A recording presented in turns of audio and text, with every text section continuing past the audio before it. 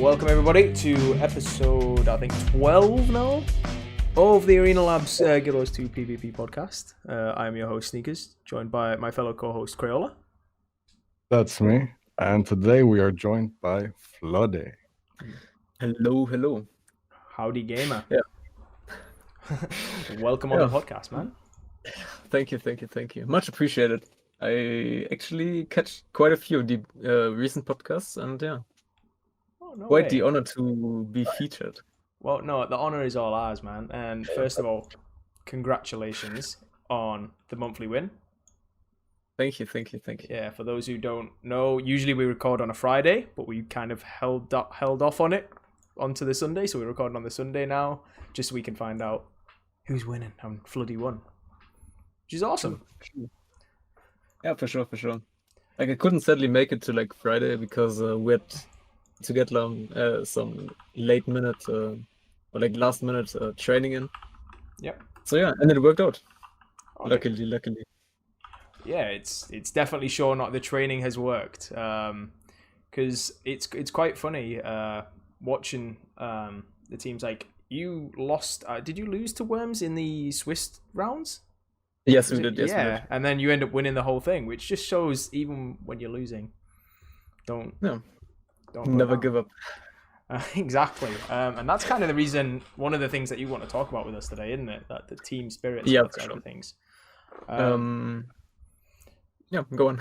No. So basically, how would you like in the Guild Wars 2? It's not the big sort of huge competitive scene. We try and make it what it is among the community, and I think at the top level it is very competitive.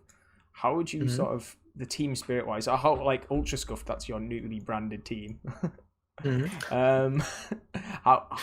the team spirit like on that team?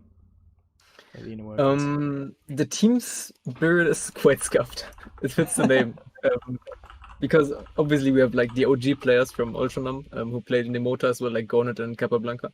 And then we had Shuriken on the team, who's kind of like the newcomer for the team, who played for Cheese Mode in the Mota.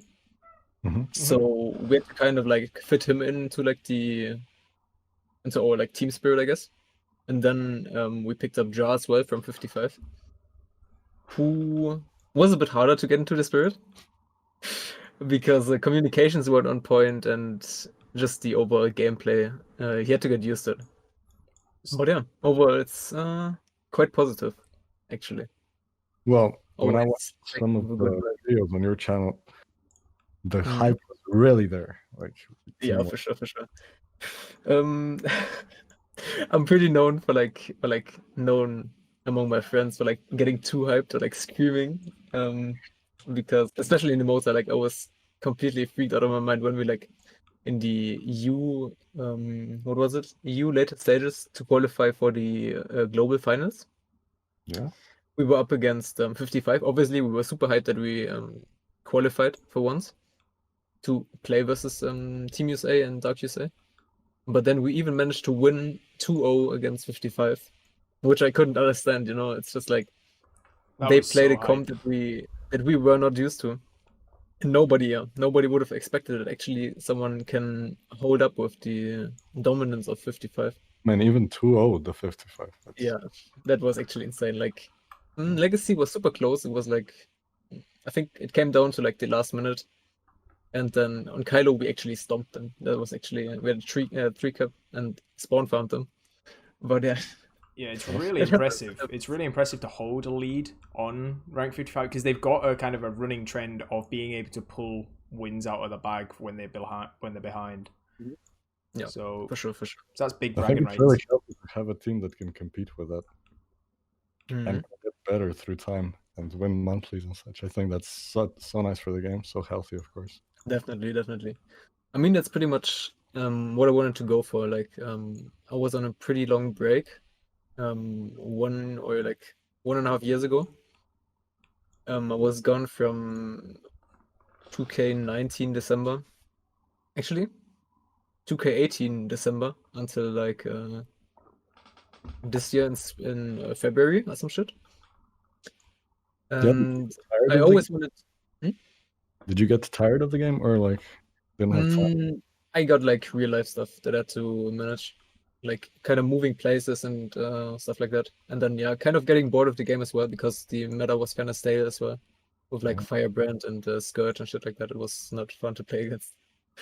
But yeah, my goal was to always have someone who can compete versus 55 and show the community that it's not one-sided, and to give the upcoming players some sort of motivation that it's not like the same guys winning all the time. So I've got a bit of a question for you because I think that I'm relatively new to the game, as bad as it sounds. I've only kind of come into the whole Guild Wars 2 maybe this year as a whole. I only let go of Guild Wars 1 probably at the start of this year, which is embarrassing. But the from what I've seen, the USA side, the NA side of things, it's basically Team USA. That's it. That's their team. While the EU team seems to be fairly like healthy in regards to teams. Like what do you think? Do you think there's a decent amount of teams competing at the level, or do you think it's still lacking? On the EU side, it's fine. I think like it's been like that for the last years. I think there was obviously some times where there was like only one team dominating. I think in 2K19 it was like Synod and Fly and those guys with Mias. Got a team that stomped the ATs for like the ATs for like a whole year without competition. But now it's actually kind of coming back. Like the Frenchies are playing, Elsav is coming back with Jersey. We are playing.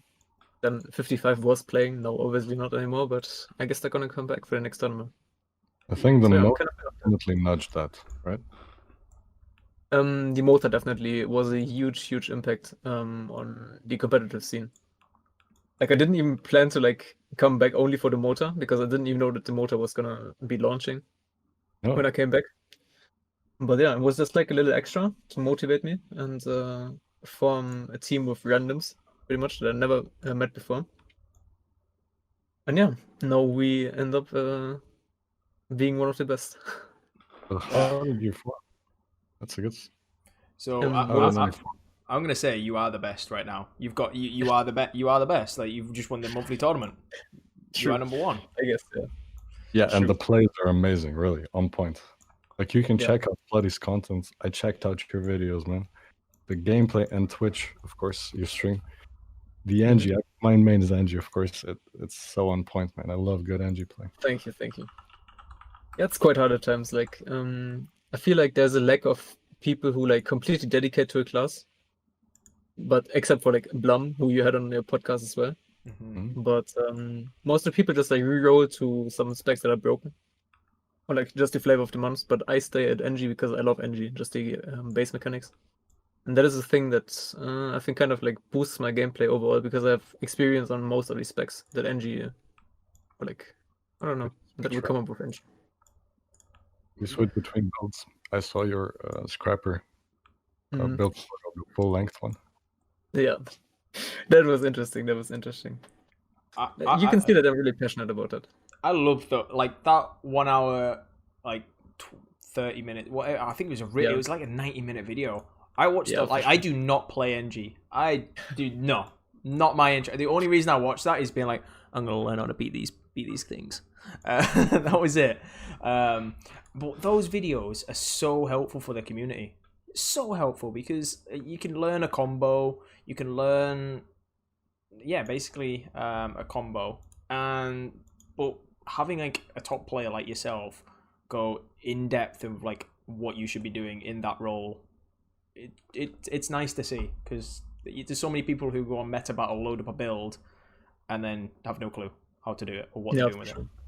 Sure. Like most of the people need some guiding, and that's kind of my attention behind it.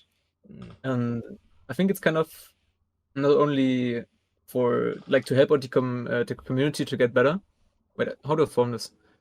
Actually, I want to get the community to get better, so I get more competition in a way, so that the game is more enjoyable for myself, pretty much. Yeah. So, yeah. I think it's getting there. There's a lot of hype, like with Teapot creating the tournaments. I know he's announced one recently, which we'll do a bigger shout out at the end of the podcast. But the Mota helped bring a lot of hype towards it, and then it just means more people. There's say the Welcome to PvP Discord is always helping people group up with teams. For those who may want to get into the scene, it just grab from friends, get involved, get into some tournaments. Actually, a good question for Floody right now that I asked before. How did Num form? Like you said, you found randoms. Like how did that? How did you actually stick? Like, did you have any replacements along the line, or? Okay, so I guess I'm going to go to the first part. Like, how did Num form? It was like I think 4 years ago or some shit. Like, I was playing World vs. World back then, not really that much into PvP. And there was Fly, there was Gornet, who was with Fly at the time, and they were pretty much like World vs. World roamers. And then I was roaming with them from time to time. And then we got kind of into PvP. I forced them to do the tournaments because they didn't want to, but I kind of wanted to get into it. And yeah, then we kind of played the tournaments for like the next 2 years, like improving gradually, obviously. And yeah, just sticking together, swapping out some people who like weren't as dedicated as us. But yeah, that's just pretty much the story. It's quite, I don't know. Sometimes you just find the people who you like, and with those people you're gonna stick. That's pretty much, I don't know. You shouldn't form a team with people who you don't like, or who just play good because the base mentality won't like, I don't know. It doesn't feel familiar to like play with people who are just good and who you don't get along with on a personal level, I think. So would you prioritize, it sounds daft, but having fun over having, say, a toxic... would you rather have someone who's quite fun and a reasonable level, or a toxic, amazing player, like ridiculously insane player? Like, which one? I think a bit from both sides. Obviously, like, I love having fun. I think that's the next story I can tell. When I started to get back into the game this year, February, I was teaming up with Spocker. I don't know if you know that guy. Yes, But he's Prepper. Yeah, true. He's a pretty veteran NG player as well, and I knew him from back in the day. And then he brought up some friends as well, and I loved playing with them. It was Ambra as well, then Jordi, and Capablanca. Like the fun that we had was actually insane. I loved playing with them, but the time comes when you realize they are not as dedicated as you are, or like they're not on the same skill level as you are, and they don't have the same vision. That's pretty much when you have to kind of draw a line or like find a compromise. And then move on, find other people who are fun to play with and are good. But I wouldn't play with some... I don't know, I don't want to like name people because it would be kind of toxic, but yeah. No, we know what you mean. Don't like... Yeah, don't for sure. with well, right? Because Yeah. different mindset and it just doesn't work in the game. Yeah, for sure. Yeah, two people You're might just going to be beefing. And, two people might have a different way of playing, so it's nice to have that sort of same mindset, as Cruella said. Yeah. But how, like, did you encounter any problems with the team? With the old team, they were not as dedicated as us.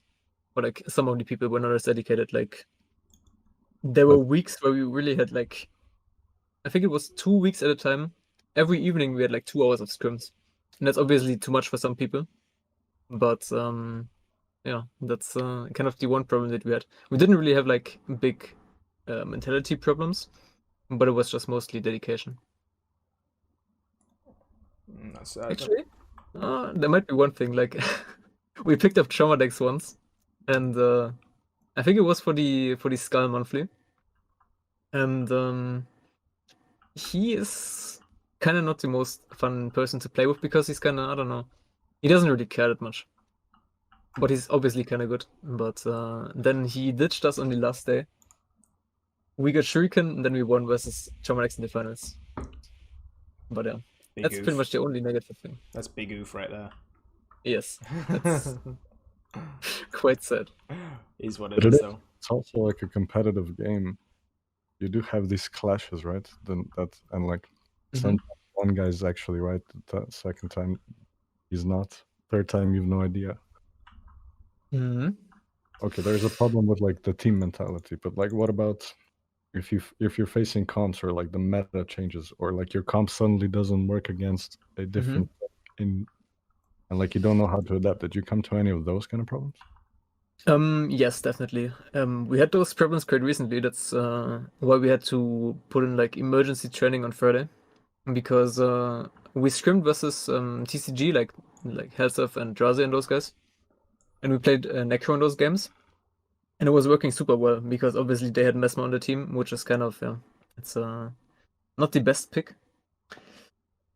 But then we played versus the Worms, and we completely failed versus them because Necro is just getting sniped by the Renegades. So we had to switch him up. We had some serious talk like about him playing Necro, and if it even works for like the comp, that he kind of has to reroll to something else, otherwise we won't win.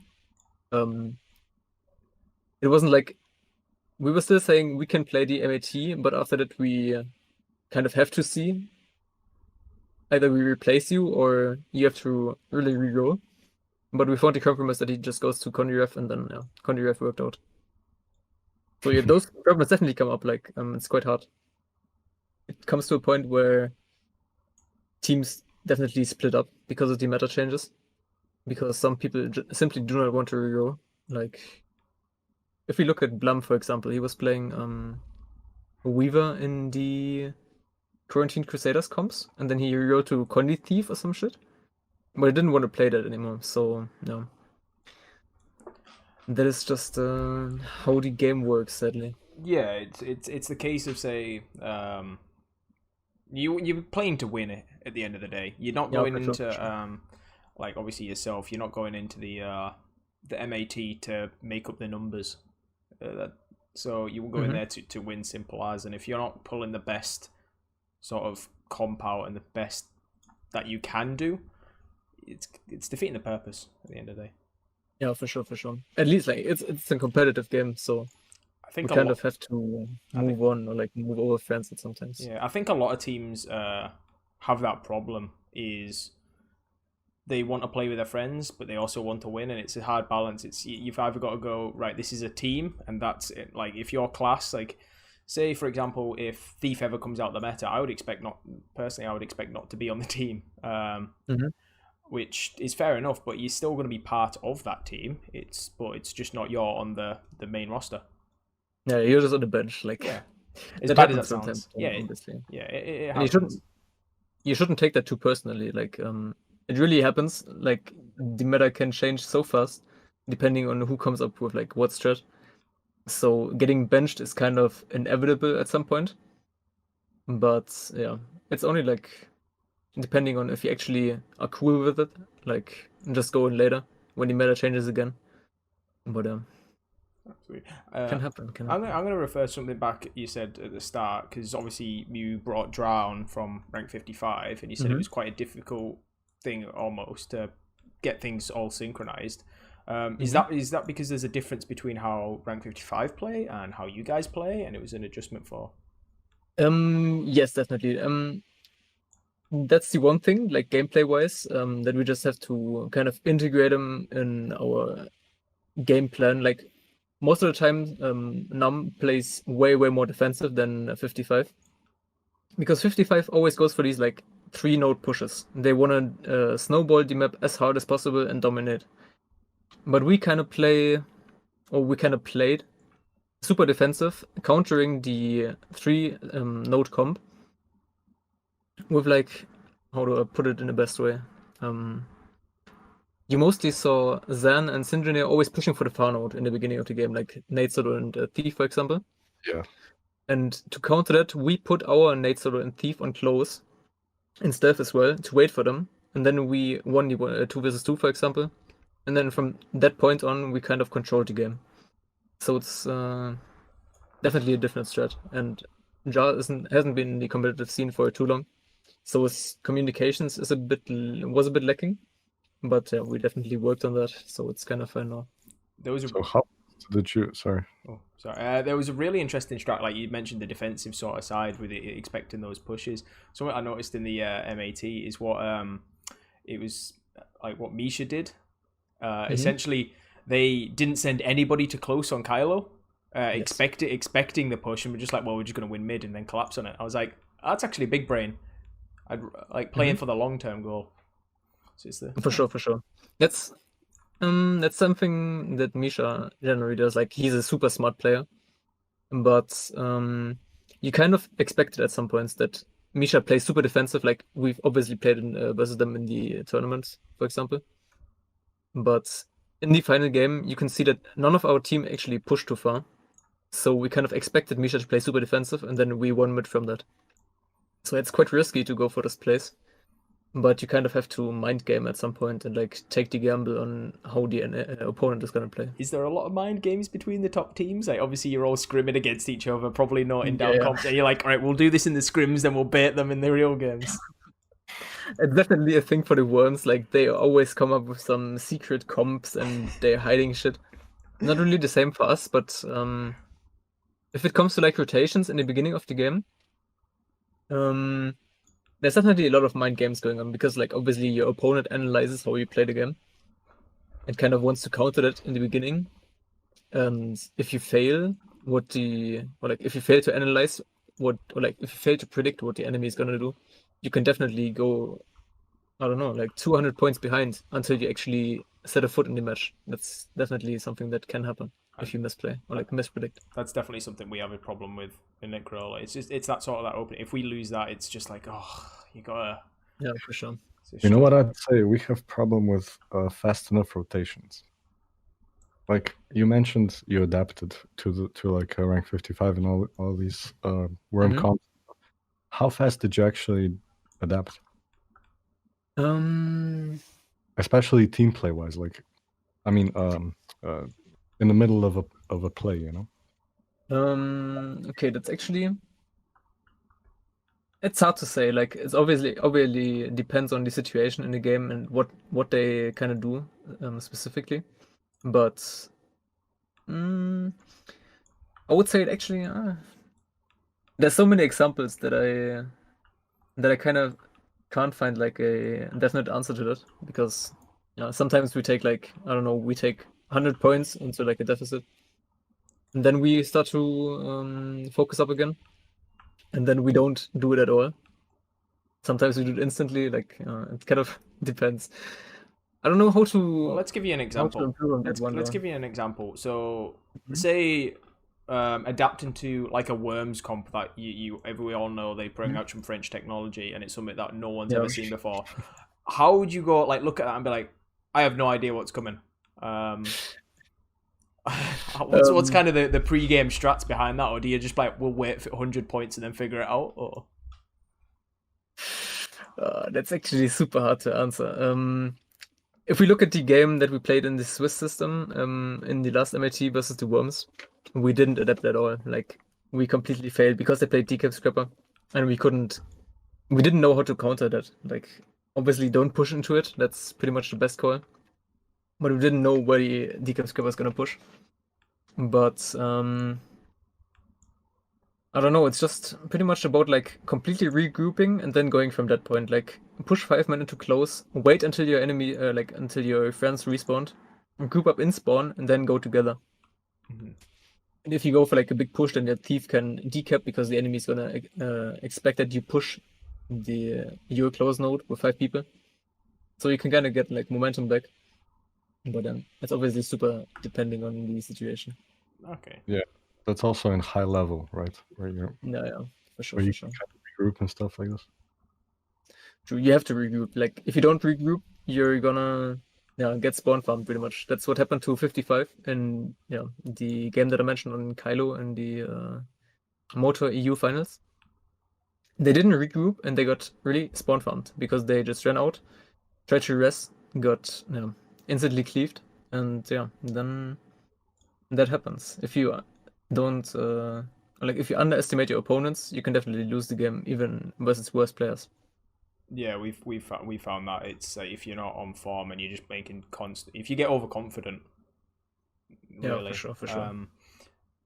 When like one thing I'm going to ask is because we were getting back onto the mentality sort of side of things. When you say you do lose or you are losing, like you lost to Worms in the Swiss tournaments, that must have been like a bit of a kick in the teeth, to be honest. How do you kind of like motivate the team after that? So you've like just lost a game that let's say you shouldn't have lost, and you're like, right, okay, we need to pick ourselves up and because otherwise it's just a downward spiral. How do you kind of get over that as a team? I mean, we kind of got over that by like losing to them previously as well, and we were like, I don't want to say it, but we kind of hoped for the Worms to get kicked out by Aeon, or like by Misha. Mm-hmm. But obviously we were like 5-1 in the, or like 6-1 in the Swiss system, so we didn't really feel like getting knocked out anyways.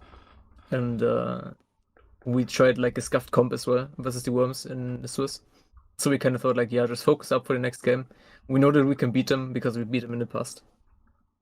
But I don't know, it's just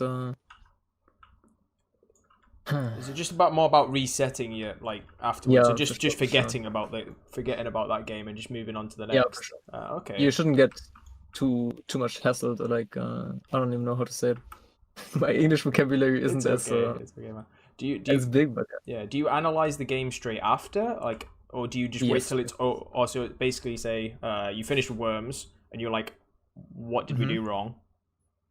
okay, now we didn't. I mean, we kind of did do that, and we saw what the Worms were doing. We even like during the MAT, we looked at Teapot's VOD, that what he streamed, how the Worms played, where they pushed their scrapper. So we kind of knew that the scrapper was coming to our close note, but we didn't even like really count that because I was playing scrapper myself, not the decap scrapper though. But yeah, we obviously like try to analyze as fast as possible, and yeah, kind of depends. I think a better thing would be like after every tournament is done, like every daily AT or whatever, I instantly go to Teapot's like past broadcasts and just rewatch the games, and then try to like write down to my team who did what wrong, what to improve on, and yeah, pretty much just instantly going for the analysis or like looking at my own gameplay when I record them. It's pretty much the best way to improve overall. Oh, just rewatching your own gameplay. Yes, Just- for sure. It's definitely helpful. I think that's something we like, especially against teams you scrim regularly. I feel.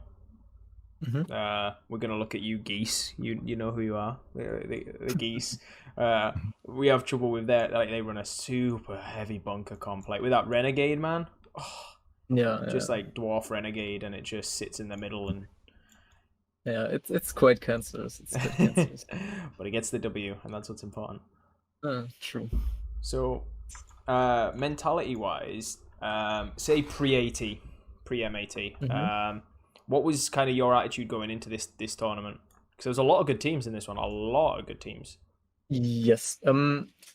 So our attitude is quite special, I would say, because we all don't, or like, how to say it? We all are players who perform much better in the actual, or like in the actual competitive tournaments than like daily tournaments, for example. Like we don't really care about like completely tryharding in the daily ATs, but we are like completely focused for when it matters. If that's Yeah. if that's the thing. But I don't know. We're just like in tournament mode. Like Fly is the same way. He's actually throwing games at times. When we were playing with him in the Mota qualifier, even he was completely throwing games. And then when we actually play versus 55, he completely pops off. It's just I don't know. It's just having the red mindset. You can't really, especially as the underdog, you don't have like anything to lose, and you can only impress people pretty much. Yeah. But So again, yeah. I'd say that's still like a high gameplay level, because Yeah, for sure. if you can really compete once a month, you're high skill. If you're trying to get better, you kind of need to play a lot. Right? Yeah, Like, for sure. So, like, question here would be, how did you get better besides rewatching your own gameplay?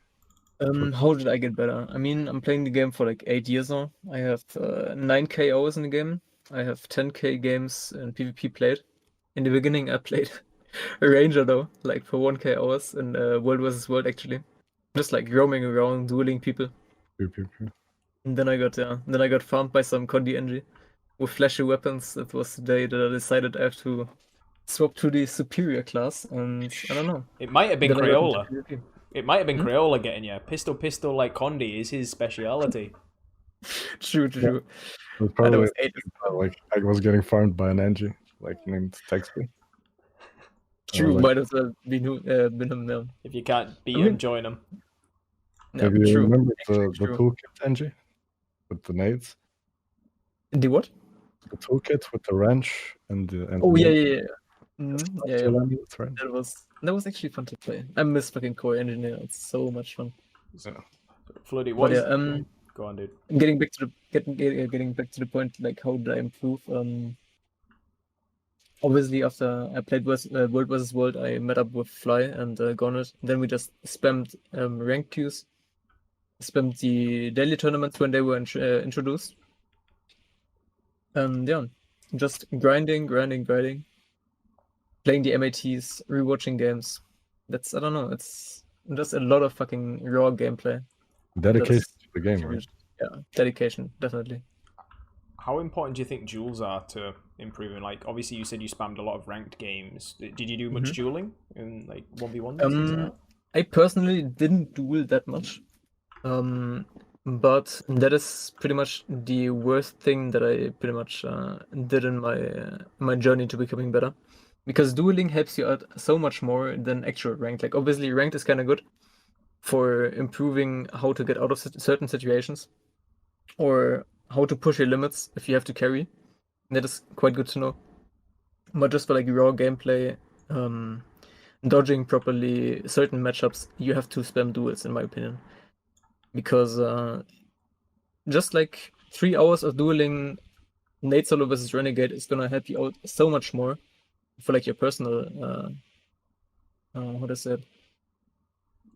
For your personal gameplay, that is gonna increase, and yeah, we're just gonna get better, pretty much. So yeah, spam duels.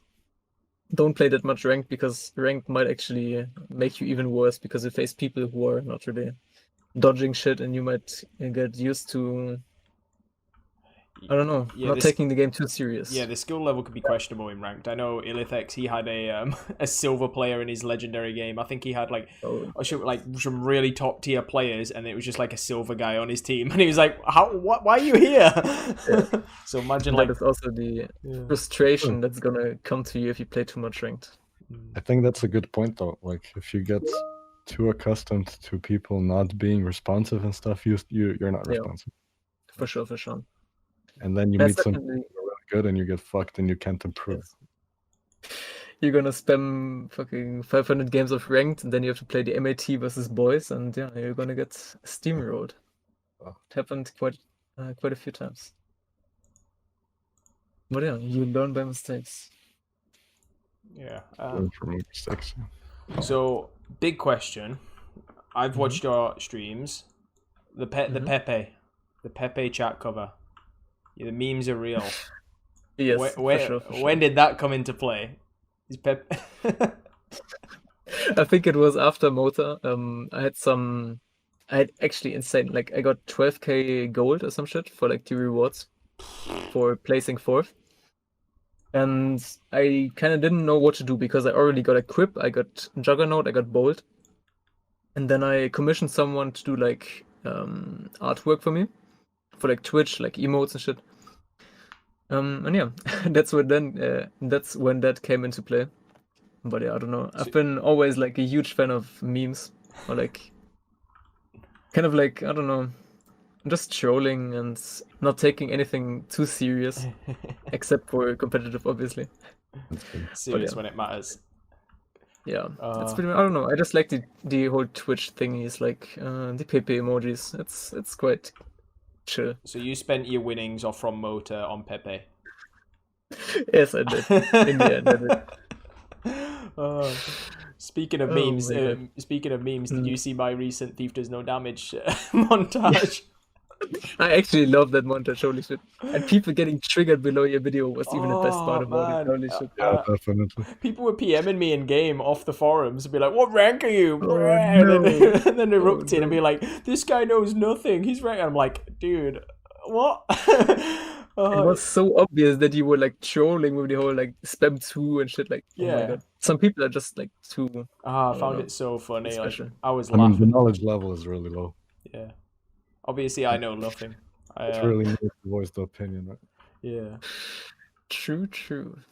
So big question. Like, 'cause obviously, you stream, you're going to tournaments, or you're a big member of the PvP scene. Yes.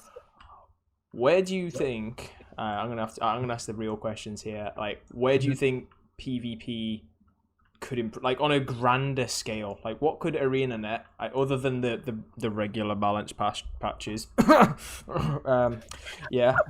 what do you think they could do to maybe support it? Do you think more game modes, more map?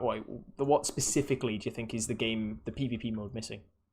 I think actual updates, like balancing updates, actual fixing of the tournament UI. We need spectating in the game. Need to have like weekly tournaments. Those would be insane. And just like more shit to actually incentivize people to play the game, I guess. Yeah. And not play versus Nate solo for 3 months in a row and then uninstalling because they don't enjoy the game. Yeah. Like what do you think of the Mistform bug? That is quite interesting. Fuck Definitely that bug. quite interesting. Was it a problem in the MAT? It was kind of a problem because like obviously Aeon abused it, Chunsu abused it on like Drazi's team. But I don't know. We just played the Chad Heelbreaker, who doesn't have any stability to cover his banner. Yeah. And we still won with them, so I don't know. I fucking hate Mistform. Like, yes, glyph. Like, it makes me. I've got a couple of clips where I've managed to interrupt it just before they go in there, but I'm like, we win a team fight, and it's like, oh no, they're rewarded for what God knows not what reason. Ugh.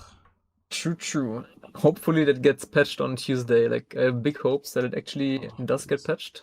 But yeah. So we've been hoping for a couple of months. Let's hope this month. So true. So you mentioned like more incentives to basically play the game mode. I don't know if you'll agree, because we've mentioned this before on the podcast, haven't we, Crayola? Where we think team play and the monthly is the pinnacle of people. Like, you could be a legendary, right? You could be a legendary and ranked, but I will always value.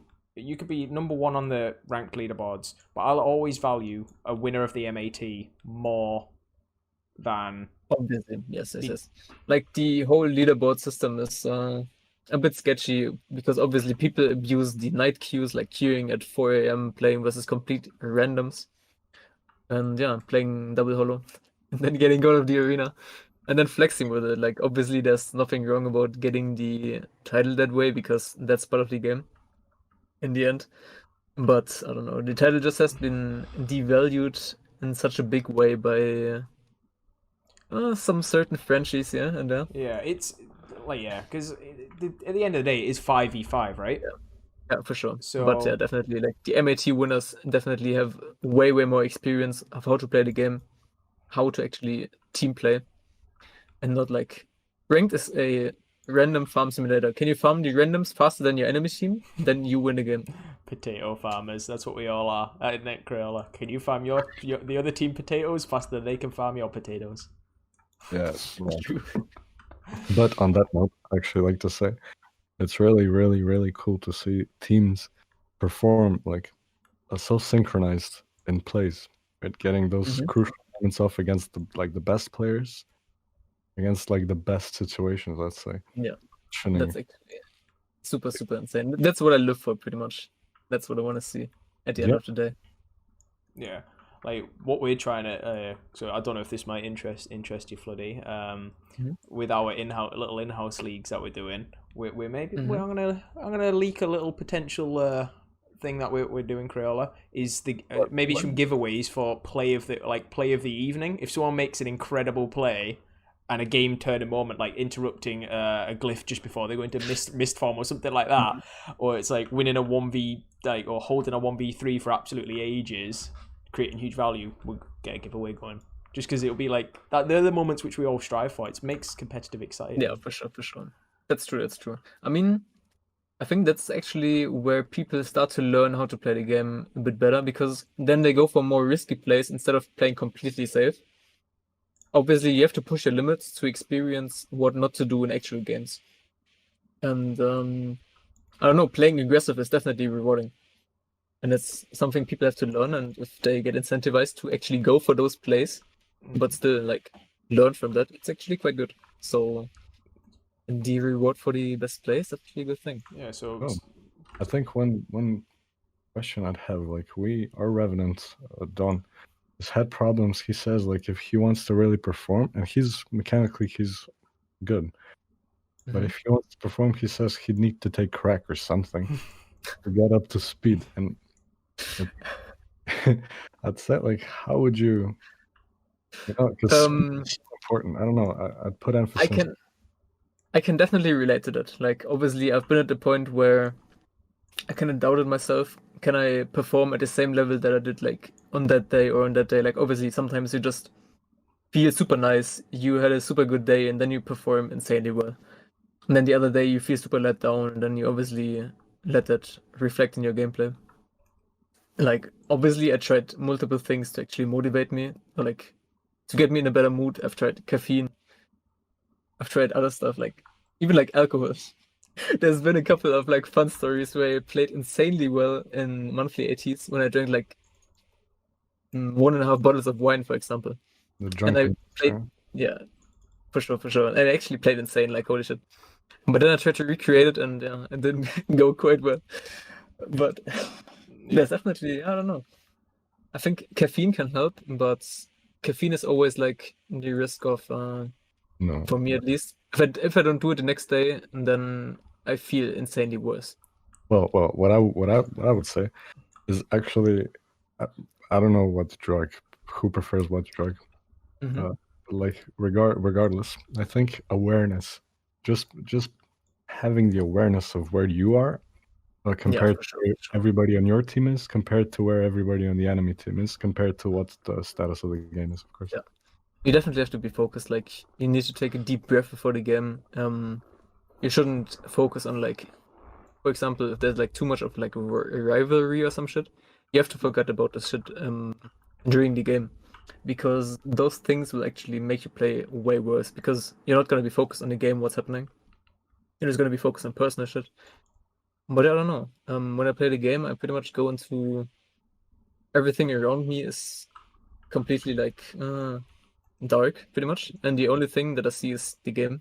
Obviously, I focus on the game, but yeah, I'm just in the game at that moment. I'm trying to perform my best, regardless of if I'm playing versus Aeon, who I don't really like, and if she's winning, then yeah, it's gonna be a blame for me. But yeah, Oh no. that has nothing to do. So, like, it shouldn't be in the game. Follow-up question. So we mentioned, like, obviously, basically what you have to do to perform. Yeah.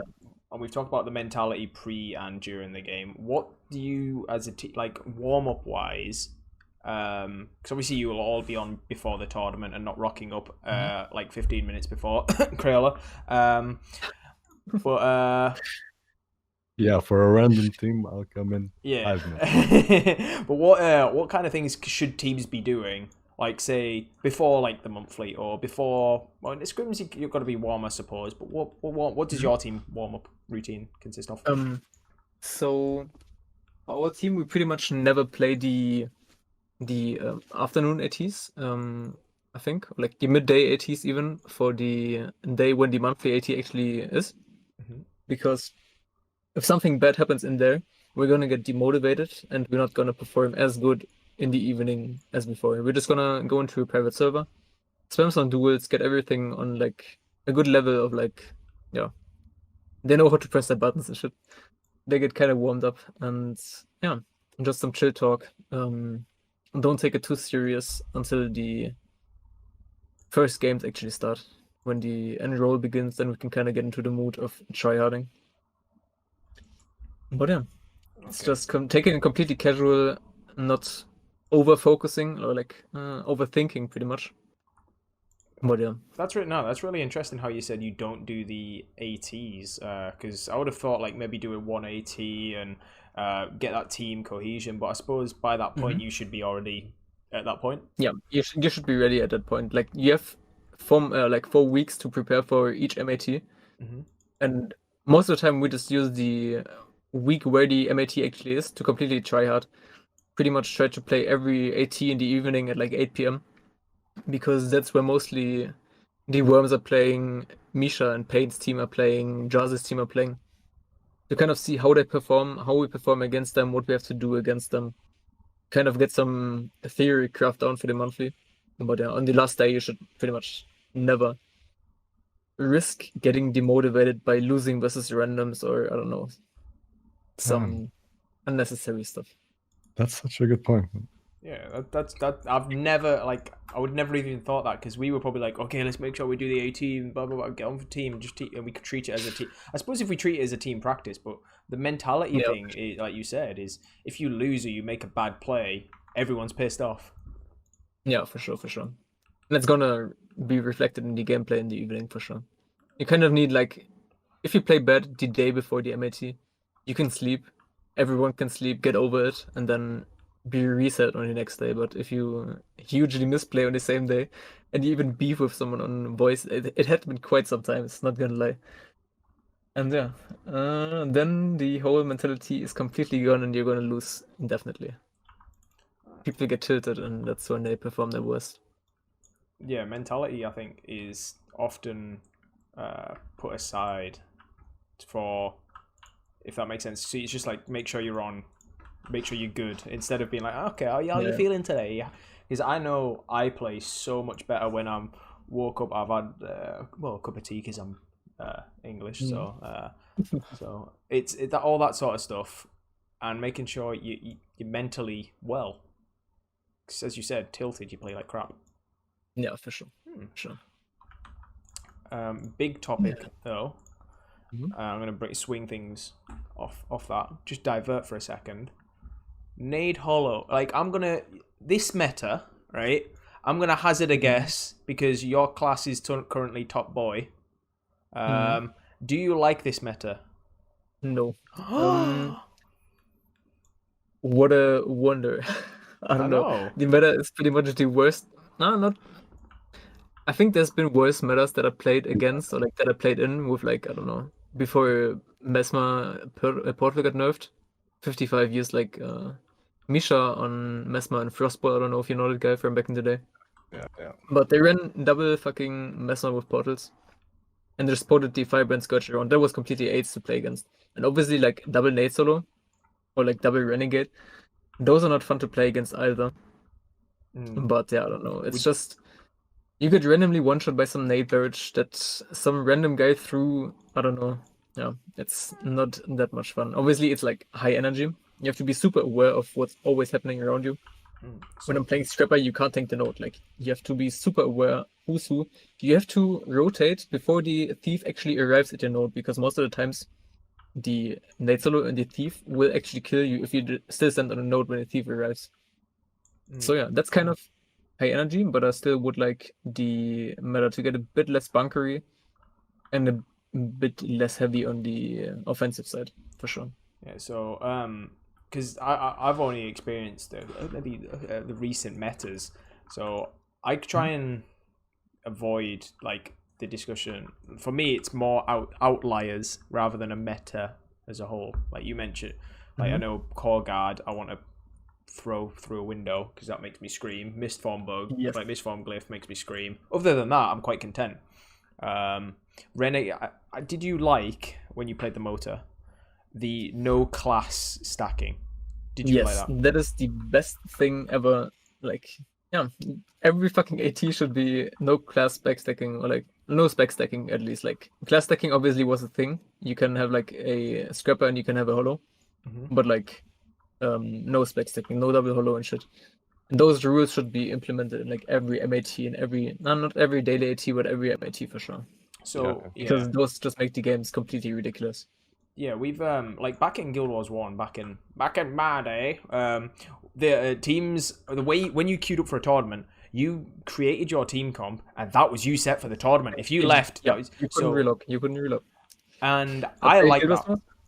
Yeah, I played Guild Wars 1 I loved Guild Wars 1. Same. Yeah, so I remember I've guested for KMD before, if you can remember KMD.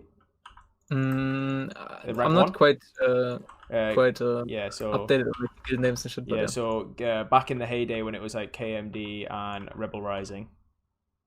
Okay, I know those guys. Yeah, so you know Rebel Rising, they're basically the rank 55s of Guild Wars 1. So I've guested for KMD once before. Played with a couple of so I was GVG was my jam. But yeah, I liked the talk. Like we talked about the spectating side of things. How good was that? my Like Crayola witnessed that as well because I've got him into Guild Wars 1. We could do a whole episode on this, couldn't we, Crayola?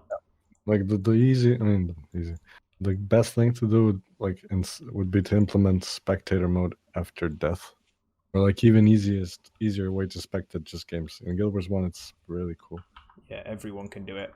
And, I think that'd just be nice, so then people can go, oh, I want to see how Floody plays, and go, oh, he did that. He used that way. Oh, those kiting spots, and it's just because for sure.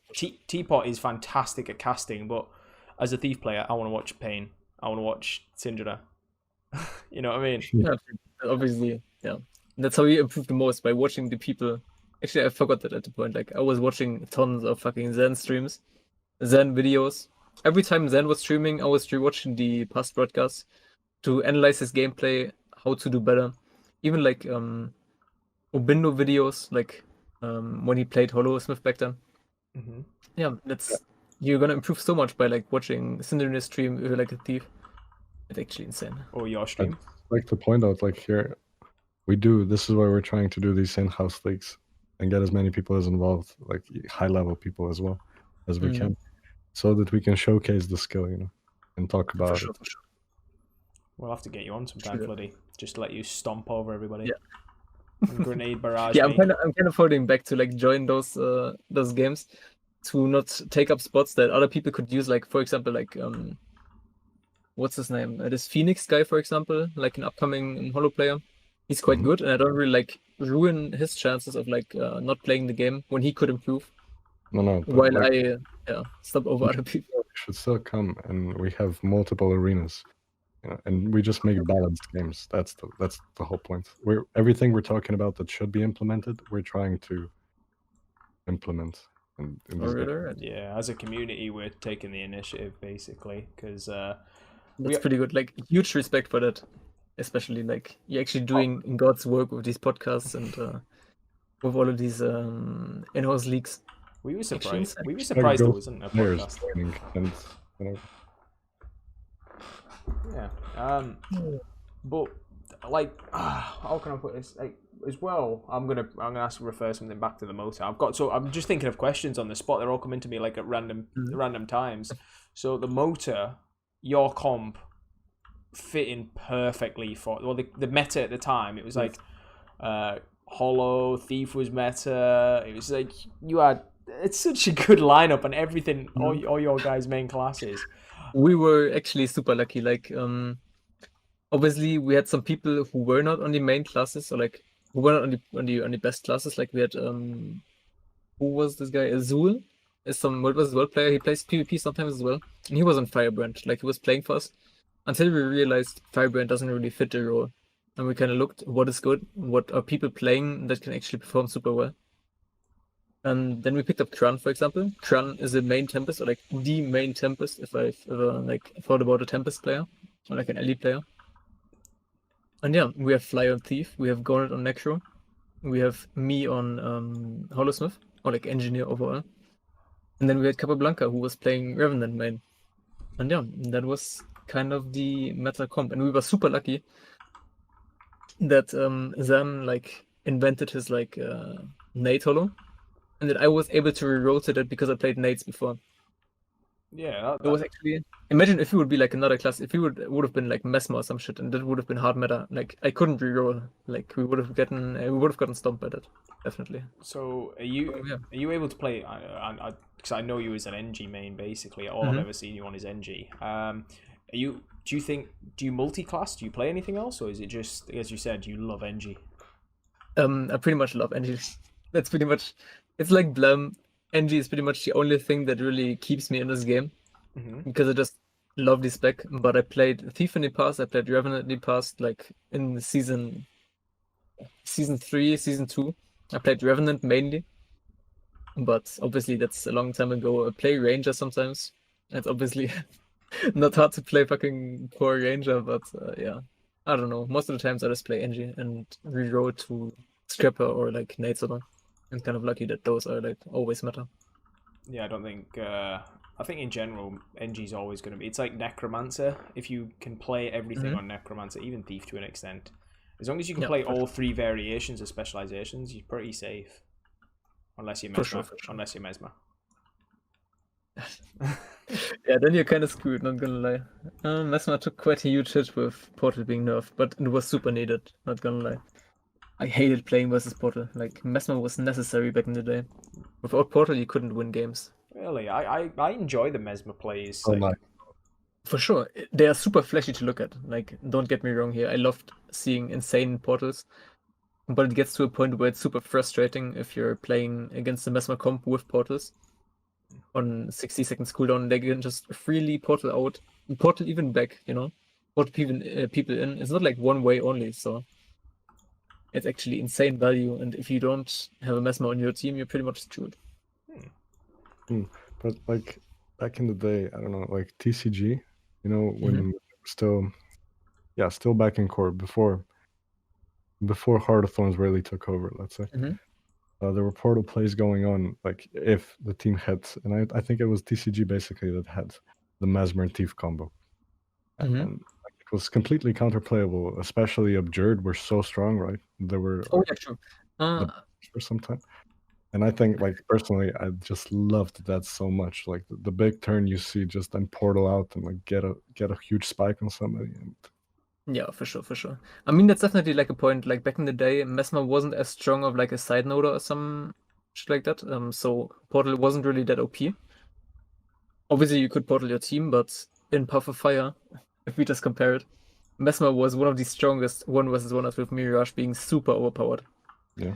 And yeah, that's if you can Portal around with a class like Mirage that can actually one-shot people, or like used to one-shot people, then it gets quite toxic. True. Like we've talked about this before, is like we like a power meta, but we don't like one-shots. I think that's essentially it. A team coordinating a burst should be able to delete a health bar. For sure. And nowadays a hollow that is coordinated can delete your whole health bar in the same time. Yeah, Crayola's bad habit of when we're dueling, before we're ready, he'll be sat in hollow mode just building it up, and then it'll be like he'll just be waiting, and then he'll drop the R, and then he just grenade barrage, and you're just like, it's such a dirty move. That's what I'm trolling. But what I always do is definitely against these. Is like I just wait with the grenades, you know, and pump everything else, and then when he's low enough, I just bring out the grenades. That always finishes people. Because of the super speed as well, you know, it's so... Yeah. That's actually insane. Like, the only thing that one of the things that I want the most in this meta, or like the upcoming meta, is Nate Solo to kind of get nerfed even more. I'm pretty much the only one that's really pushing Nate Solo nerfs insanely hard, because, I don't know, it's just not enjoyable to play against, if we compare it to like Power Ref, for example. Well, but you still... I don't know, I watched the Draze stream today, and he was saying, like, you still need the hollow to kill these classes. Like, what else? Yeah, for sure. That's definitely a thing. Like, Nate Solo is healthy in a way that it deletes, like, Decap Scrapper, for example. You can definitely kill that with Nate Solo. You can kill Decap Druid, you can kill Debunker, Core Guardians, for example. And that's super good for the game, but in the optimal way. Those super bunkery builds shouldn't exist. And the super offensive Roma things should be like Power Ref and Thief, in my opinion. Yeah. But that might just me being a bit biased. No, being a side note main. I agree. No, I definitely agree. It's just I think duelists are healthier than bunkers, if that is a side noder, because a duelist is there for 1v1s. If it gets plussed, it's basically got to kite. That's it. And that's a good thing. Yeah. Instead, a bunker can just be like, I'm going to just stand here and put symbols down. Yeah. I hate that. Yeah, that's we played versus the what were they? The Crusaders yesterday. Yeah, Andreas is dangerous on that. Like, because it's core guard. It's core guard, and then he's a main core guard. And we played like the only time I think we've ever beat. I think it was in an AT. It wasn't the full Quarantine Crusaders lined up. It was definitely a reasonable team. The only time we beat them was our old team with Nick Crayola, where the whole plan was run away from Andreas. Whenever Andreas joins the fight, we're not there. Yeah, that's a good idea. 'Cause- Actually, a viable strat. Oh, That's, I don't know. You should just like ignore the core guardian, let him rot on his node. I don't know. It's just so degenerate. Like you can't blame him for playing his main class, obviously. oh no, it's a But- thing. It's a play to win. I'm always believing for play to win. But a core guard. I know. Well, Andreas did this. We've come up against Teapot when they had a team who did this because it does kind of prevent the thief from doing their job. If you can just drop a core guard on your close node and be like, well, just AFK over there. Mm-hmm. It's so hard to deal with. True. I mean, then still again, you have like the 5 versus 4 on the map to kind of make something happen. But if you, I don't know. It's just you have to get used to it, pretty much. Yeah, you have to build your comp around it and kind of counter the core guardian in a way. And like We you found shouldn't be Reaper going works. for a too bunkery comp if you play Yeah, against core guardian. We found Reaper works really well against it. If you can get the sure. Reaper in that fight, it just spinal shivers. Yeah, that's a really good move. Like Reaper's always like I think the only reason that the like that Nate solo exists right now, or like Reaper as well, is because 55 scrimmed the worms during the motor preparation phase, and the worms were so tanky on like Ventari, Revenant, and some other bullshit that that Zan pretty much thought, yeah, we have to bring full damage, and that's where Nate solo actually was invented. And like Reaper also came into play. Before that, they used to play core Necro, I think, but it just didn't have like enough damage to force a core guardian, for example, of a node. But with Reaper, you can do it, definitely. Yeah, we've chatted to Zartak about that moment when when grenades came about, and it was just like, yeah, they couldn't kill us, and then he brought that out. That's quite unfortunate for so thanks, the North Zan. American team. This is your fault, Zan. Mhm. But it was good. Someone would have discovered it before. Yeah. Like, any sooner. I think once metas come to like, just before the meta changes, everything's been discovered. Which, like, Renegode's only kind of really come about in the last few months. Really, True. From the big patch, that needs to be looked at before when Holo gets nerfed, because that's It's actually insane. Like, I think like we had the talk with CMC and Irene, like two of the balance staffs, on last Sunday, I think, or Saturday. I think Sunday. We definitely talked about like Renegade and Holosmith, but I think Renegade needs actual way more nerfs than expected because it also has like 25 mites permanently. And yeah, it's not that enjoyable to play against something that can, especially two of them, hunt multiple targets and shit like that. Yeah, it's insane. Like the stability uptime from them, like Jealous overall as a Revenant legend, it's so busted. It's actually, you get stability, you get the fucking damage reduction on the elite, you get the taunt, which is multiple targets on like 15 seconds cooldown. Taunt is so good. Yeah. Like that, I can't like. You could throw down your stab field, throw in a taunt, and then you just drop your hammers as well, and you're just like, well, I'm doing consistent damage with a staff, and there's nothing you can do about it. Yeah, crazy. Like the hammers are even unblockable. Like I don't get it. It's actually mind-numbing. Yeah, but no, I'm looking forward to it because I've got some contacts. You know, I've pulled some strings, and I've seen what you guys have been talking about in that thing. I heard Druid as well. There's some interesting things being flown about. I'd like to see Druid support Druid. Like I like new stuff because I'm a theory crafter. I can sit there for hours. But yeah, it's gonna be fun. New meta, always exciting. I like it. For sure. We definitely need a variety in the game. That's what keeps people in the game. New stuff to play. Not always like the same boring shit over and over and over. Yeah. Are you excited? So apparent in what you mentioned, the Scourge Firebrand meta was. That was in the Kong Mesmer bunker meta. Wait, compare it to that or what? With the Chromancers. Oh, this was from Mirage that I was talking about. Oh yeah. What do you mean? No, but there was a meta where bunker Chronomancers. Oh, yeah, okay, true. Now I get it. Yeah, and Heart of Thorns, that was insanely cancer. Holy shit. I think I saw games from the ESL Pro League where people actually quit the game, or like left the game when the other team were like 2 nodes kept because they couldn't decap during the meta. It's actually completely really. there was not a single way that they could get a decap because Bunker Chrono didn't die. You couldn't kill it, and you were forced to run Bunker Chrono as well because otherwise the other team is just gonna get the cap eventually and not gonna lose it. So games pretty much ended after the first one did a mistake and they got 2 caps. Good game design right there. That's why ESL died, in my opinion. Yeah, there's a really, really interesting video. I'm going to shout it out. You can search it on YouTube. It's why I don't play Guild Wars 2. It's a guy called Nerd Slayer who really, he does it. Basically, he explains why he doesn't play it, and he breaks it down. And he breaks down the PvP side of this perfectly. He talks about Guild Wars 1 and what it had. It talks why he started ESL, so he helped bring Necromancer into the main class on there, and basically said PZ created the bunker meta, and it was like the bunker meta was born, and all the top players told ArenaNet, you need to change this, otherwise ESL is going to die, and surprise, surprise, it died. True. I mean, I think there was some other shit going on with people not wanting. I don't know if it was the same timeline, but there's been some shady shit with people kind of influencing the ANET balance stuffs.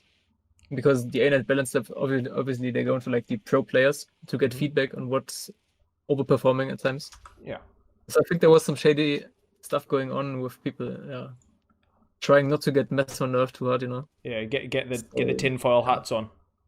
Buff thief, you know. I'm down. I'm down for it. Buff hard seeker. Exactly. Double the damage, please. Would be happy. I love it. But yeah, it's a healthy meta is just better. Yeah, for sure. Just even an ever changing meta, even if it was just like, I'd like to see, even if it was little tweaks every month, but we can dream. Well, that would be the most appropriate thing, right? Little tweaks and communication about those tweaks. Yeah, communication, because you got, like Floody, you said you've been in talks with like the devs and stuff, but I'd like that like on a like on a weekly blog post, like what's going on behind this, you know what I mean? It's the big thing is currently now that Corona and shit like that is pretty big in the USA, and obviously like there's fires all around the place. It's crazy. So CMC and like specifically has huge problems with like real life and putting up with work. Obviously they're working on the expansion as well. Busy. So they're quite busy right now. But CMC definitely said that he wants to work on like communicating more with the community. I think on Monday he's gonna put out another forum post with the balance changes that are coming up on Tuesday, if they make it through. But yeah, that should be like a first start. Yeah, fantastic. CMC, you can tell he cares a lot about the game. For sure. That's the good thing. Yeah. But yeah, I like the game. The game's we're in a really interesting part right now. It's really cool for having you on the podcast, Floody, because you got a really interesting perspective now, especially being on the top of the chain here. I think it's really healthy for the game that there's so much going on regarding PvP right now, and I think there should be more, especially regarding just communication, not just regarding ArenaNet and the PvP base itself, but the PvP base amongst ourselves. Yeah, true. Like we have to come together at some point and fight for the how do I put it?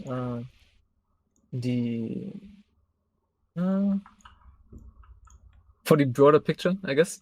Yeah. Or some shit like that. Yeah, big picture. To achieve the best for the game overall, so we all get satisfied in the best way. Put away like I don't know, non-PMA shit like that, but yeah. We want the GG at the end of the day. That's what we want. Yeah, for sure. We just want the GG. Yeah. But yeah, I'm obviously like trying my best to like get people to actually talk about balancing and shit. Like, don't want to like put too much importance on my part, but actually force people to go to the fucking balance talks with me. Because if I wouldn't have like revolutionized the balance server and shit like that for like Discord, I don't think there would be lots of communication right now with the community towards the devs. Oh, did you do that?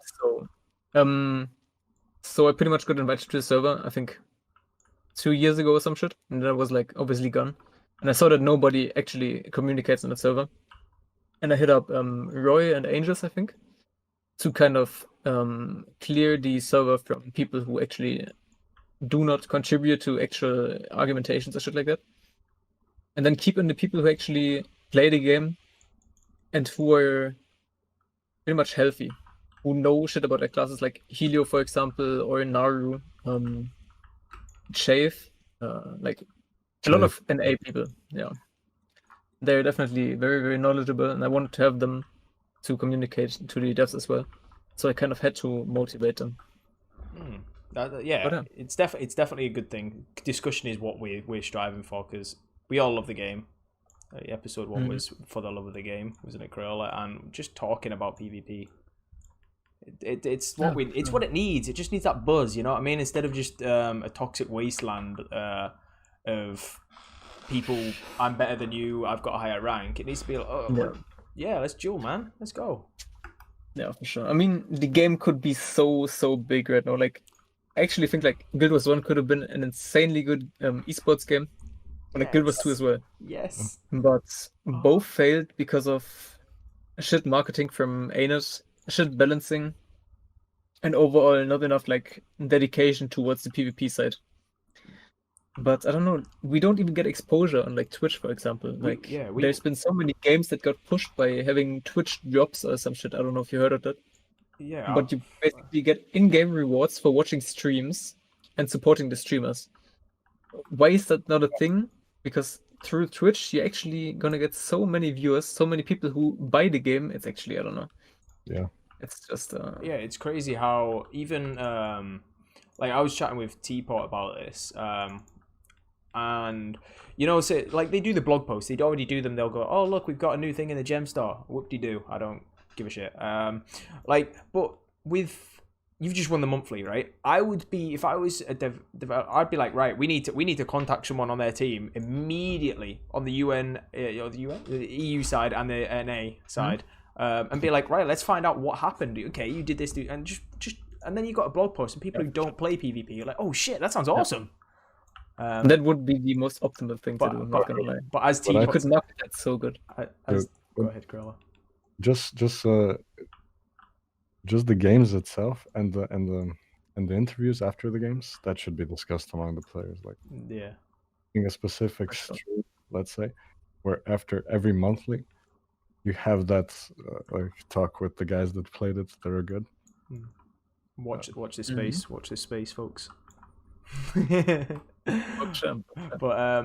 that'd be like we were chatting, like I say, with Teapot, and he made the joke of because he was like, we don't want that, we don't want to see, and the Worms bringing out Triple Renegade versus Floody's team bringing out Triple Hollow, and I was just thinking, I want that. I want a blog post about that. Actually true. Or like some Twitter shit at least, like some little form of recognition. Yeah, dude, like, imagine tweeting out and just being like Ultra Scuffed versus like this, like that should be the thing in the final. It should be come on, why incentivize people on Twitter who normally don't watch PvP to actually check what's going on in the game. Yeah, what's being streamed on Twitch right now, like it's actually so much wasted potential that I don't know. Guild Wars 2 could be really the best MMO in the market right now, but 100%. It's just ain't it being a bit incompetent in my opinion. So here's my official application. I will do community manager's job. ArenaNet, reach out to me. I would love to do that. How many Pepe memes would be fired out daily? Actually, I think I wouldn't get accepted because they hard hate papers. Like, I don't know. I don't actually know what's up with the paper hate. Like, everyone who posts like frog emojis gets banned in the ANET chat on Twitch. I don't know if you actually heard about that. No. But there was the Royer. He was a streamer back then, PvE guy, and he had Heilig emotes on his stream. And he posted the Heilig emotes, who are obviously like Guild Wars 2 elements or like a race. He posted them in the Guild Wars 2 official chat on Twitch, and he got banned because they thought, oh, he's some alt-right, I don't know, somewhat guy, because all of the alt-right guys use the Pepe emojis or something. There's been some conspiracy shit in that direction. Yeah, I but he remember got banned for using Heilig emotes. It's actually insane. That's actually pretty funny. So we can do our own thing as a player base and reach out. That's what we can do. Yeah, for sure. I think Sneaks with the video, you made a good point as well on the fact that, like, at the beginning of the video, it shows that everybody's saying it's on the unknown side. Like, Thief has no damage. Imagine being a dev being flooded with those kinds of low knowledge Yes. responses. I got to be honest, a lot of them were taken out of context. Some of those quotes. Disclaimer. Like one of them was actually from Blam, where he's just like actually mocking, like, oh yeah, Thief does no damage. I was just like, yep, that'll do. I'll crop that bad boy. But yeah, some of the posts were like genuine. Like one of them, like the death of Thief and things like that. I'm just like, well, I don't know. It's in every single team comp in high level gameplay. I don't think it's dead. Well, but still, what we can do as a player base, we can kind of give our thoughts, right? And if we collaborate, let's say, on that, kind of come into consensus. Let's say this month's report would be, please nerf the following 3 things, right? First one definitely being the glyph. Just fix that. Yeah, true. I think that'd be improving, and maybe they could be nudged, if we make our voices sound enough. But yeah, for sure. Like obviously the ArenaLabs has to show some interest as well. We just have to be louder than the forum guys, I guess. Yeah. Obviously the devs check the forums, and I think they're gonna scratch their eyes out by reading some of the content on there. But I think if we the forums is because there's a lot of trolls on the forums. It's such a hard balance because it's like, where do we? I think we've got a good place because say CMC is on the Welcome to PvP Discord, so. And there's a lot of discussion. Like you could go into like the NG Thief, all of the channels, man. So, and kind of take part in the discussion. And I'm gonna hazard a guess that the CMC does probably have a look in there. And he's obviously got your Discord. Yeah, I think he's like it's there. But so for those who aren't on the Welcome to PvP Discord and want a place to actually talk about your class with coaches, get there. For sure. It's available in quite a few places. You can either ask me, ask Tricon, ask a lot of people in the PvP community. They'll probably have it. There's that shout out. True. Got to get. You can even like set up a link in like the description or some shit. I guess that should work. Yeah, there's so many things we could do, but that's definitely one I'd recommend joining if anyone's wanting a healthy discussion as such. For sure. Yeah. So we've covered it so much on this. Today. Sure. It's good. I mean, I could actually go on for ages. Like, I love talking about stuff like this. Well, it's actually, please do. Just ask me questions. I'm gonna feel super pleased to like answer them. Okay, so I'm gonna swing us back onto mentality. How are you feeling after winning? It's actually quite funny. Okay, if I look at the last MAT, that was yesterday. Before the MAT actually started, I was saying, if we win the MAT, I'm gonna BM the Frenchies so hard that I don't know, that they're gonna hate me, because obviously they played the most cancerous shit and they should have won with that comp. There's no way when you're actually playing on a good level that you should lose with double renegade and decap stripper and heel breaker and thief. It shouldn't happen. So I was kind of feeling a bit. I don't know. Maybe a bit of friendly rivalry. Yeah, for sure. That was definitely there. Yeah, I just feel like relieved most of the times that the work that we put in definitely pays out for sure. And yeah, that's pretty much the best thing in the end. Like, you can flex with the gizmo, for example, like that's just a bonus thing. But what matters in the end, that you and your team succeeded. And yeah, that's just good for the overall mentality, and that's gonna how do I say it? It's gonna prepare you for like a better future. Boost the team for a better future. You're gonna stick together. Obviously, you have a good mentality of going to the next tournament. Definitely. I PM'd Zartak literally before it started, and I was just like, You might want to unenroll because this is RAT. just dropping the pre-game VT, which I think made him laugh.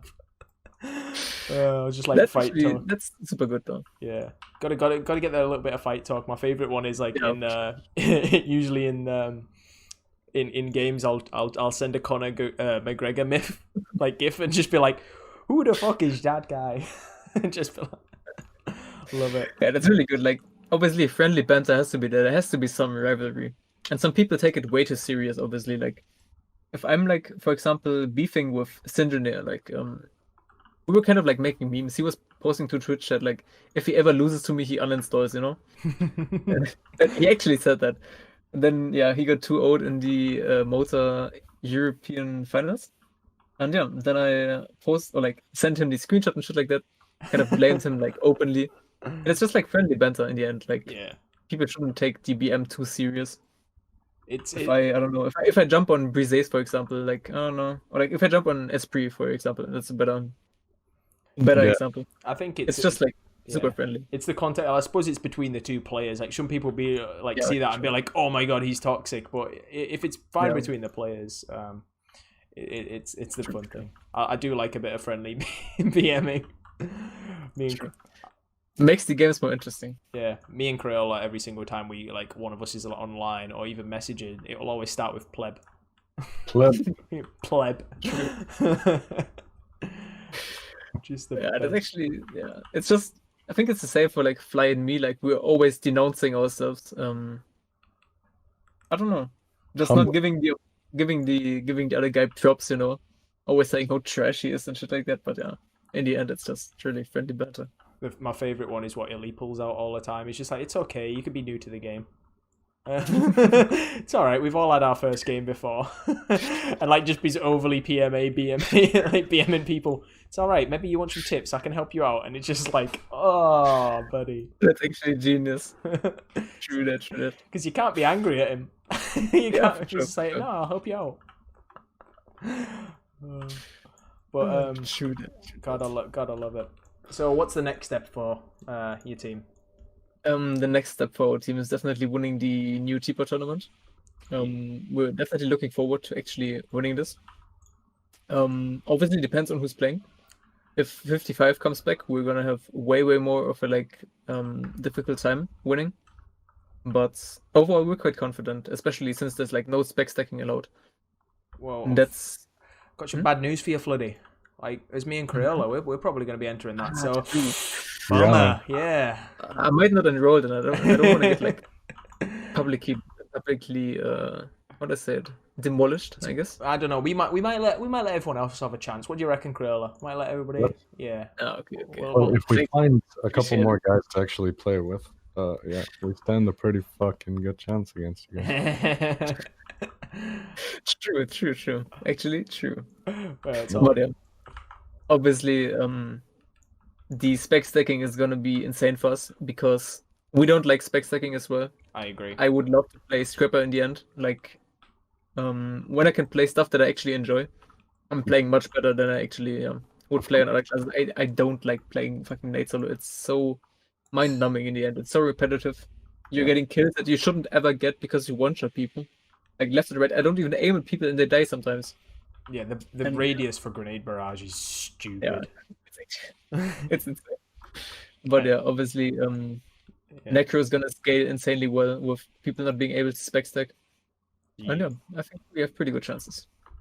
Yeah, for those who don't know about it, it is open to everybody because it is an open tournament. So yes, there are going to be the best of the best teams out there, but definitely just get 5 guys. The bigger we can make this, like even if you're at above average, I would say. As long as you're above average, get involved because the best thing you can do is play against these top tier teams and learn from it. Like rewatch the gameplay, watch how Floody will stomp you. Because I think that's a good way of learning. I know I've got some duels lined up against Illithex where I've told him specifically go on Shadow Arts and I'm going to go on Deadly Arts just to punish me, and I have to learn. That's a super good way of improving. So everybody, get involved. It's on Reddit. That Teapot's tournament. It's on. Everyone knows about who Teapot is, so you can find out there. It's going to be publicized everywhere. Definitely. I think there's going to be the tournament on the 3rd of October as well. The kind of for the newcomers, the tournament. Yeah, so that's for the other one. Non-Gizmo winners or some shit. Yeah. Yeah. So you're quite lucky there, Floody. You know, you've got off the hook on that one. So. No, yeah. Sadly, I'm just gonna go on an alt and then yeah. oh, I see. Well, we'll give you. I'll give you my account. No, I'm joking. But yeah, so that's the other one which is being organised, is the sort of newcomers. If you don't have a gizmo, you're above average. Get a team. Even if you're below average, get involved. Just make the PvP community better. Yeah, for sure. Even like participating gets a reward, I think. Ooh. It's always worth. Always worth. I do like free stuff. True. Who says no to free stuff? I know, right? It's like someone PMs in there. I'm not never that guy in chat who's just like, oh, send me gold. Oh, you know the characters. Yeah, people simping. Whatever simping means. I don't get that meme. I do not get that meme. I just see it everywhere, and I'm just like, I think it's my age showing. I'm just like, what? I think it's just, I don't know. It's Do you actually want me to explain it to you? I'm guessing it's obsessing over something. I'm guessing. Yeah, it's pretty much obsessing and then giving away your whole money without a reason, pretty much, without anything in return, I guess. Just Well, all right then. Yeah. Consider meme explained. You know, you're the meme dictionary or meme. Yeah. Yeah. It's a bit shallow, but that's obviously a bit more to it. But yeah. So now I can hang with the cool kids and use the word. True. Oh, please don't. No, I'm not. I have to be the grown up on the team, unfortunately. There we go. Yeah, you know, with a bunch of crayon eaters. That's our team. That's a team name right there. We eat crayons. That's actually a good fucking team name. Not gonna lie. That's solid. You're welcome. You're welcome, world. I would wear a fucking if you would go for, what is it called, like the merchandise or some shit, or like it's not like merchandise. All the fucking esport players have these jerseys with the team name. Like, imagine like crayon eaters. Oh, dude! Like what we wanted, insane. What we wanted, we wanted Pepe Hands as a team guild name, because we were imagining like it'd be like, and here is rank 55 dragons versus Pepe Hands. Could you imagine? Top tier meme. Oh, I would love that. Unfortunately, I would support the Pepe Hands players. Yeah. I'm gonna lie. Yeah, you'd buy a jersey. Yes, I would. I would simp for you. Oh, there we go. We need to do it. That'd be a fantastic. Could you imagine though, like in an ESL team, like a professional, some mean name? Oh, I couldn't take it seriously. It'd be I'd subscribe straight away. Yeah, true. I mean, that's what's gonna get you like the followership, or like that's what's gonna get you the viewers on your side. You know, you have to get the memes in some way. Exactly. If you have too much of like a tryhard name, like who the fuck cares? But if you're like part of the guys who don't take it too serious, you know, then yeah, you're gonna have the support from the community because they can relate. Yeah. What I'm gonna actually spin it back, because we're on a roll here, and I do like it. So you talk about you mentioned the community there. What's the PvP scene missing for we said probably spectate is the big thing, but community wise, what do you think is missing from the community? Not the game itself. That's a big question. I mean, I would love weekly tournaments, even if they would be like lower rewards, obviously, but something to keep people in the game, to make them try hard a bit more. I don't know. I think I would actually like 2v2 game modes, like 3v3 game modes, even when ranked is going on. Just having them in the game is more healthy to like long term keep people interested in PvP. Yeah, I completely agree with that. Yeah. Well, just look at say even Guild Wars 1, right? That had Heroes Ascent, random arenas, team arenas, hero battles before it went away. You've got those. You've got GVG. You've got Alliance battles. You've got Jade Quarry. You've got Fort Asp. You've got all these different game modes, and PvP was like you could go in a game and it'd be like seconds before you got into a game because you're thinking long term instead of going, oh, we've already got a small player base. We need we should probably just have one game mode, otherwise the queue times would be long. But say if you go, oh, let's have 3 game modes, not Stronghold. Stronghold doesn't count. That's garbage. No. That just might as well remove that. Yeah, we'll just forget about that one. It's like the adopted game mode just left in the corner. But say if you had all these game modes, people from PvE might, oh, okay, I don't want to do 5v5. I'll just do some 2v2. And it just means more people you'll get a larger population long term. For sure. That's the way. More people interested in PvP overall, and that's gonna be quite good. It has to happen at some point, in my opinion. Hopefully, Cantha, like the new Cantha expansion, because you'll remember. I would love to have Jade Quarry or like Fort Asp mode in Cantha, or like don't tease. Alliance battles obviously wouldn't make it into the game, I guess. Yeah, maybe if you would rework it, but yeah. Yeah, it'd probably be something along the World v World lines. I feel like that's what Alliance battles was meant to be. But True. Oh, but man, yeah. Jade Quarry obviously with some PvE. Then Fort Asp mode. I would love those game modes. Yeah, not gonna lie. I would actually die for those. Yeah, that'd be a nice chill out because it's still PvP. It's basically forest, but on a more like chilled level. Oh, true. You would love it, Crayola. Yeah.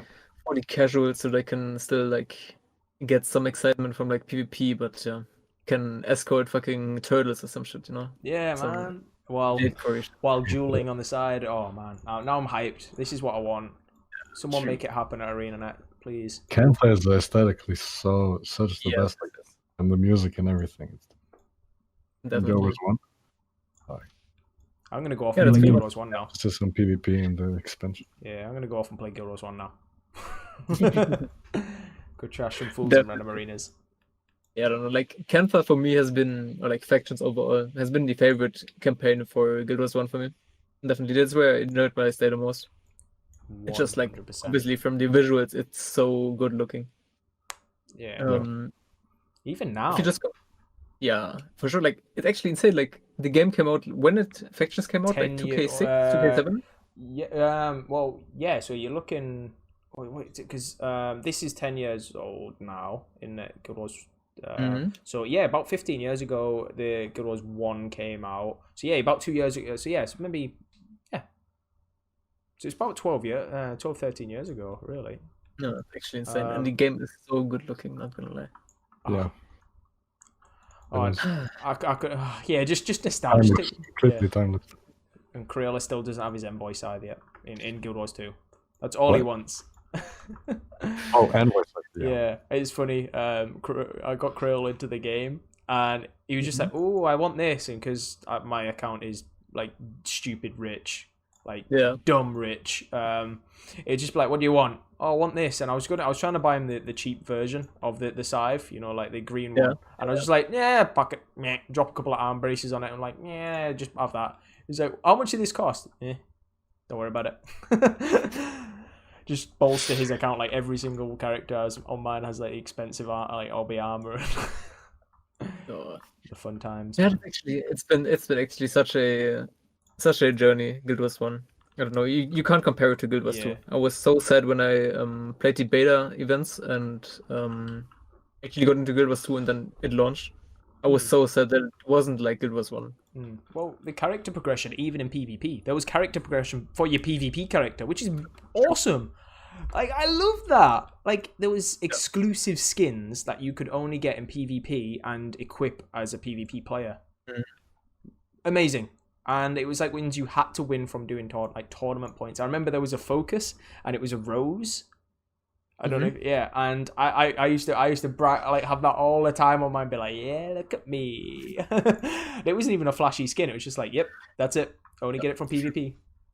No, something exclusive. That's what we need in PvP as well. But not just a back piece. I mean, we got the armor, we got the back piece, and I don't know. Yeah, but that's you don't even need to be good to get that. That's what I mean. Yeah, for sure. It's just a grind. That's steady the thing. I don't know about you, but I would like to see the end. I like the end of season rewards, where even if you like, or if every rank should have that. So it'd be like, if you finish plat 2, you get this. You get finish plat 3, you get it. Like whatever it is, because then it encourages people to go, "Ooh, I need to try and win. How do I win?" Instead of going, I just need to play and let someone carry me. But still, the fucking system is a joke still. Yeah, we can talk about.